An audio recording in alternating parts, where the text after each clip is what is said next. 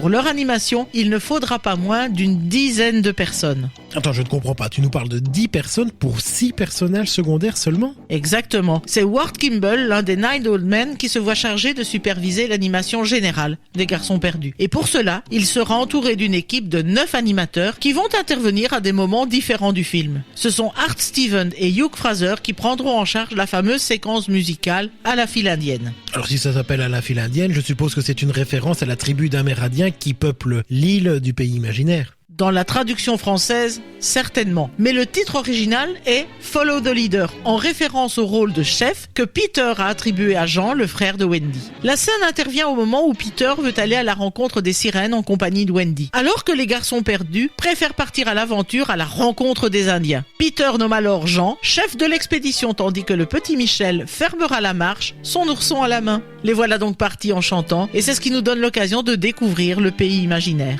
Et toute cette composition, c'est sur une musique que l'on doit à... La bande originale de ce film d'aventure souligne bien souvent l'action tout en emportant le spectateur dans le monde de l'enfance grâce à des mélodies à la fois charmantes et rassurantes. On doit la plupart des chansons à Sammy Fain et Sammy Cahn, alors que le fond musical a été confié à Oliver Wallace.